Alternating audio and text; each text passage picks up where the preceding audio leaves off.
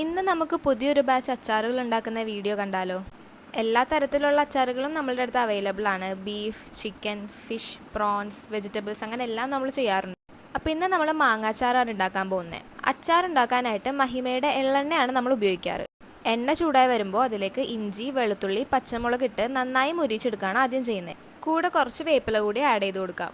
ശേഷം എരിവുള്ള മുളക് പൊടിയും കാശ്മീരി മുളക് പൊടിയും നമ്മൾ ആഡ് ചെയ്തിട്ട് അതിൻ്റെ ഒരു പച്ചപ്പ് മാറുന്ന വരെ നന്നായിട്ട് മിക്സ് ചെയ്യണം. ശേഷം നമ്മൾ ഓൾറെഡി റെഡിയാക്കി വെച്ചിട്ടുള്ള കടുകും ഉലുവയും വറുത്ത് പൊടിച്ചത് ആഡ് ചെയ്ത് അതും നന്നായിട്ട് മിക്സ് ചെയ്ത് കൊടുക്കുക. ഇനി തലേ ദിവസം അരിഞ്ഞ് ഉപ്പിട്ട് വെച്ചിട്ടുള്ള മാങ്ങ ഇതിലേക്ക് ആഡ് ചെയ്ത് കൊടുക്കണം. കൂടെ കുറച്ച് വിനീഗർ കൂടി ഒഴിക്കണം. നമ്മൾ അച്ചാറിൽ വളരെ കുറച്ച് മാത്രമേ വിനീഗർ യൂസ് ചെയ്യാറുള്ളൂ.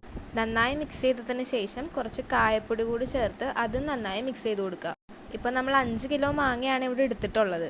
നേരത്തെ പറഞ്ഞതുപോലെ നമ്മൾ മാങ്ങ മാത്രമല്ല വേറെയും പല വെറൈറ്റി അച്ചാറുകളും ഓർഡർ അനുസരിച്ച് ഉണ്ടാക്കി കൊടുക്കാറുണ്ട്. ഇനി എല്ലാം നന്നായി മിക്സ് ചെയ്ത് കഴിഞ്ഞാൽ നമ്മളുടെ എരിവും പുളിയും എല്ലാം ഉള്ള നല്ല മാങ്ങ അച്ചാർ റെഡി.